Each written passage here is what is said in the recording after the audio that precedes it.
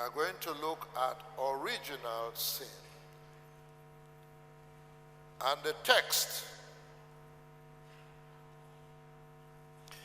is taken from the book of Ephesians chapter 2, verses 1 to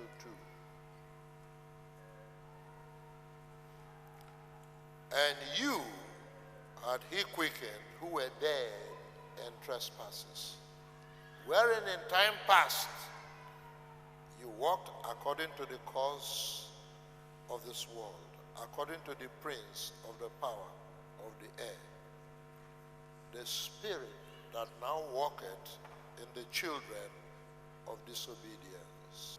The term original sin deals with Adam's sin of disobedience. In eating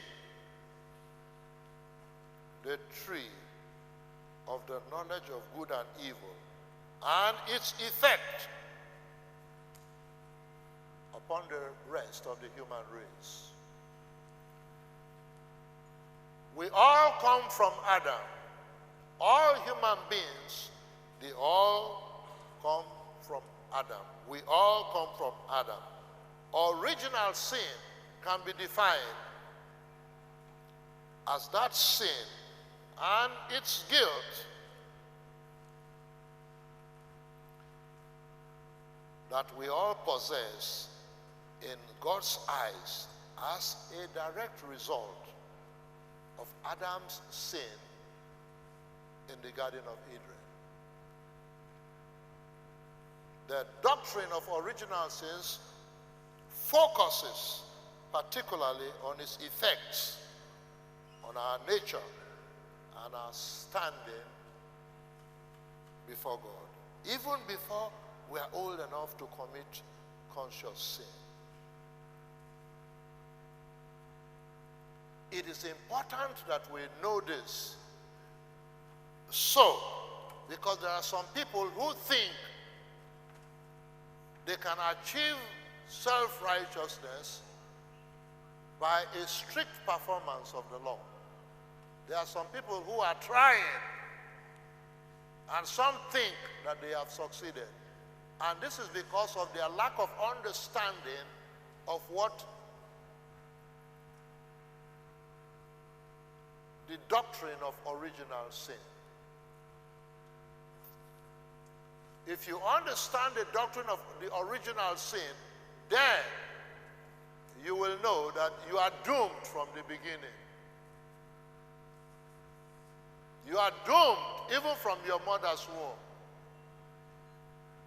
As I always say, a small viper is a viper. A small snake, a small poisonous snake. You don't need to wait for it to be an adult snake. If a small viper bites you, it's as dangerous as an adult viper biting you. The doctrine of original sin. It is for us to know all of this because, as I was saying last week, we do not understand the depth of where we came from, the depth of the sin. Some of us are thinking that, well, I never do bad. Some people think that if they have not committed adultery, oh, that yes, they are righteous. That's the definition of righteousness.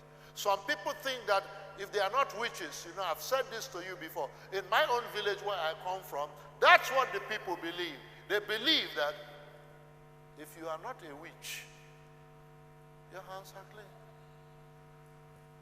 But, we are those who were dead in trespasses. Before, yes, we had children with other women, even with 3 women. 3 different women we had children until we became born again. In darkness, what do you expect a man in darkness to do? Sin.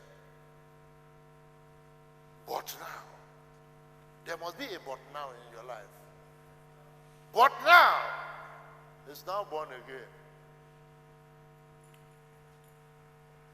So he has this his wife. with 2 children. But this man is not seeing what has happened in the spirit. It's all he sees is, look at this man who calls himself a pastor. He has 3 children with 1 other woman and then 2 now. And he says he's a pastor. It is because of the lack of understanding of the original sin. There's no way you can help yourself. We were born in iniquity. There are 3 main views that deal with this matter of original sin. The first view, I'll tell you these views because there's people today who still think that this is what it is. And if you don't get it right, then you will not see properly what Christ did for you. The purpose of the devil is to becloud this doctrine of original sin so that you will not know how seriously you were in darkness. This first view says that Adam's sin had no effect upon the souls of his descendants, other than his sinful example influencing those who followed after him to also sin. You see? Remember that all human beings, they were all in the loins of Adam. Theoretically, a man, one young man, in fact, any man, can be the father of the whole world.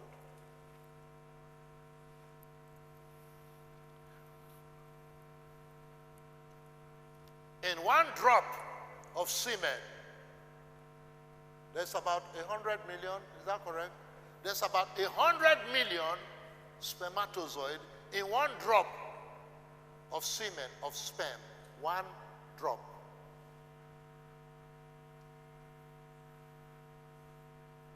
One drop. 100 million.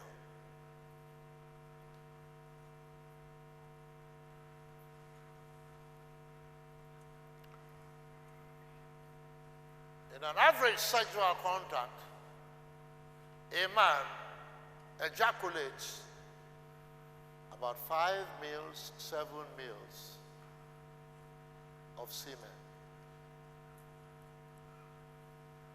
Teaspoonful. And that's how many million? And one spermatozoid, that's a person. So you see,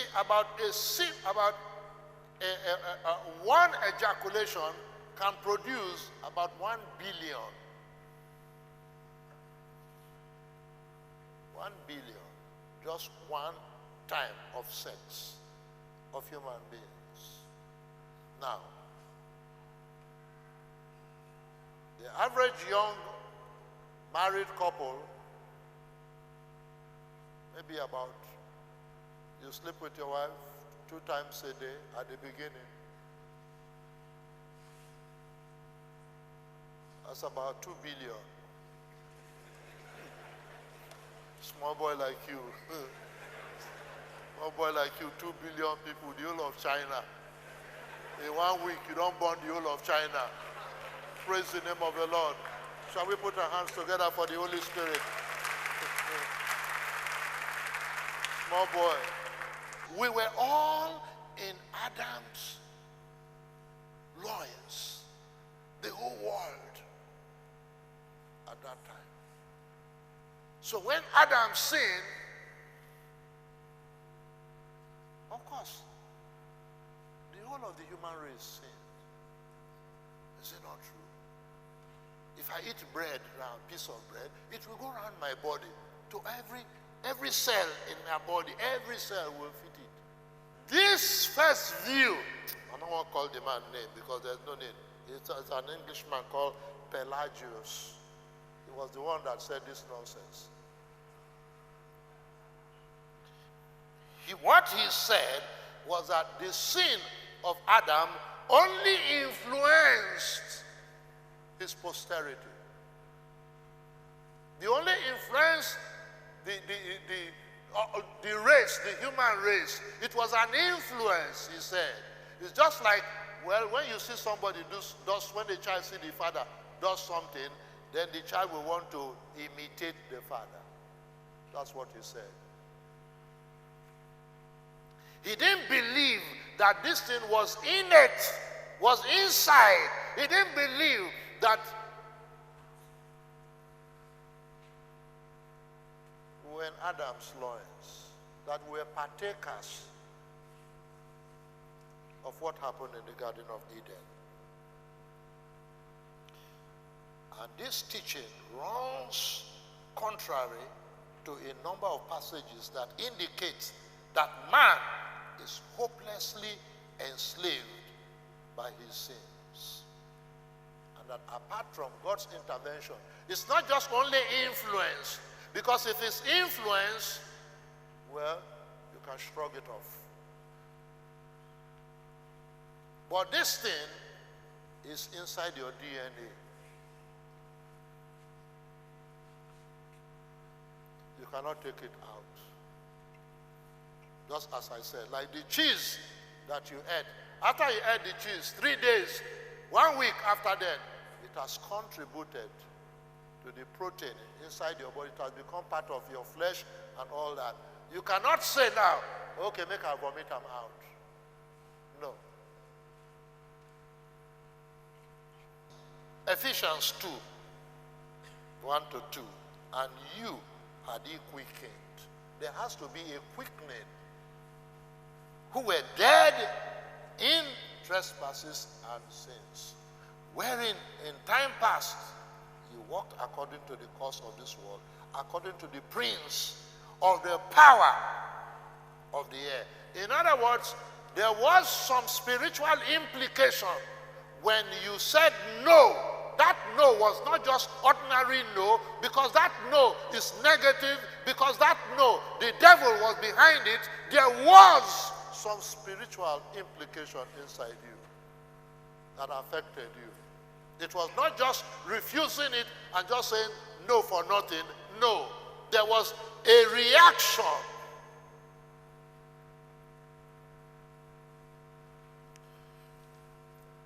Matthew 15, 18 to 19. He said, but those things which proceed out of the mouth come forth from the heart, and they defile the man. In other words, there's something inside you. There's a principle of sin that is innate, that is inherent inside you, that you cannot take it out. It's already there. It's a part of your system. You cannot take it out. If not, men would have been angry to tear sin away. But how can you do it? Where is it? It's not palpable. It's you. It's a part of your system. You cannot separate it from you. It's a part of your system. That's what Jesus was referring to. In Matthew 15, 18, 19. But those things which proceed out of the mouth come from the heart, and they defile the mouth. For out of the heart proceed evil thoughts, murders, adulteries, fornication, theft, false witness, blasphemy, sin. And in Romans 7:23, he said, but I see another law in my members, warring against the law of my mind, and bringing me into captivity to the law of sin, which is in my members. In other words, he's talking of the law of the spirit of evil. It means he's talking about a demonic law. In other words, when Adam disobeyed, a new principle was formed in man. It entered into him.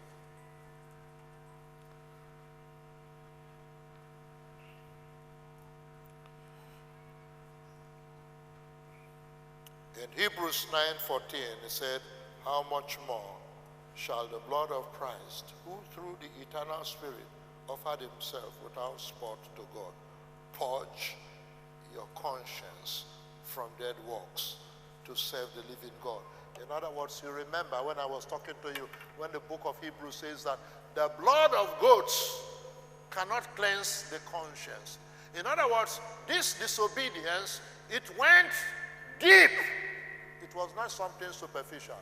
It was something spiritual. It went deep, even to the level of the conscience of man, that you, yourself, you cannot remove it out. You cannot take it out. You cannot bring it out. The Apostle Paul says, what I want to do, I cannot do. It's what I don't want to do, I see myself doing. Oh, how can I get out of this?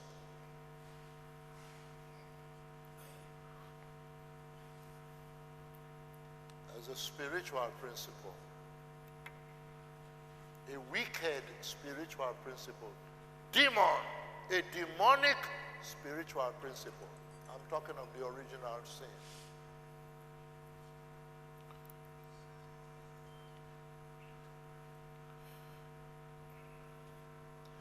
The second principle says that sin,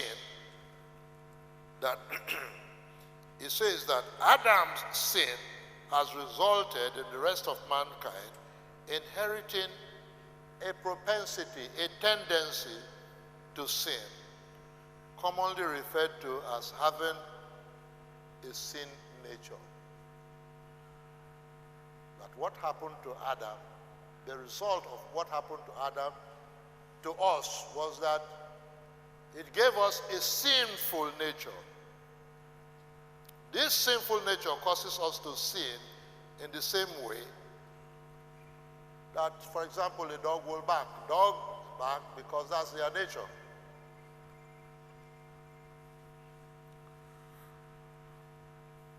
That sin comes naturally. According to this view, man cannot stop sinning on his own. And that is why God gives a universal grace to all to enable us to stop. You know, there's what you call universal grace, and there is what you call the particular grace. There is the grace of God for everybody, but there's what you call the saving grace. It's a unique grace. It's a particular grace. It's an irresistible grace that God gives to the elect, to his children. This grace, as propounded by this view, is called the prevenient grace. Don't worry about that word. Prevenient grace, it means it is that grace that comes to a child of God and helps him to understand about redemption. Well, this view appears a little bit okay, but for the purpose of propounding this doctrine by this view,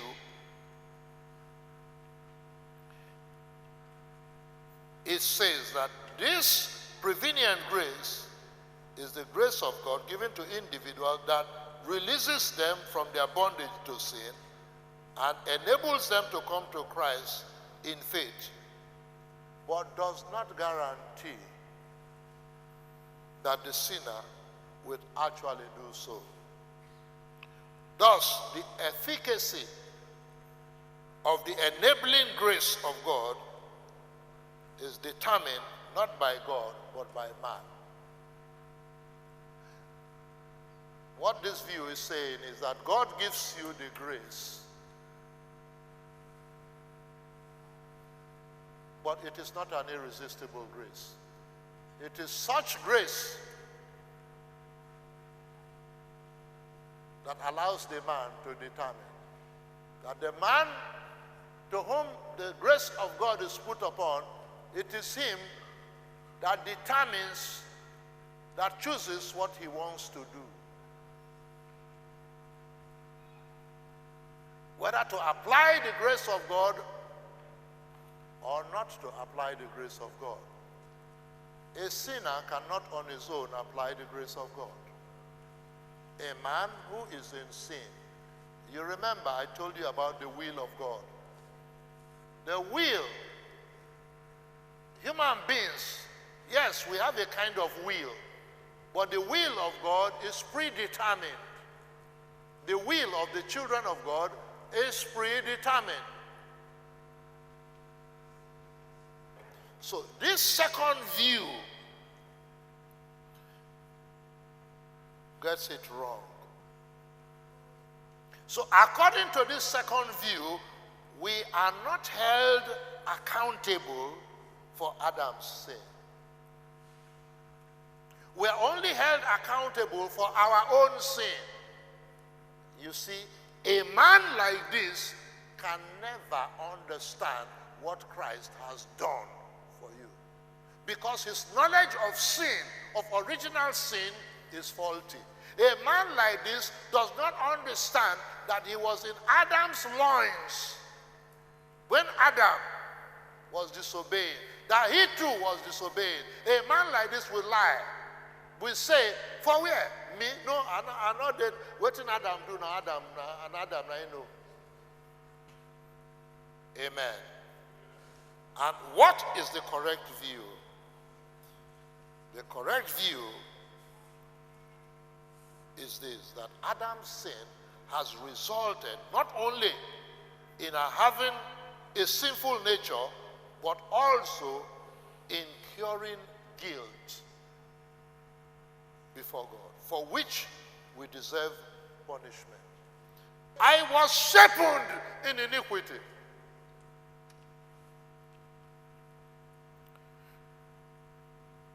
And in sin did my mother conceive me.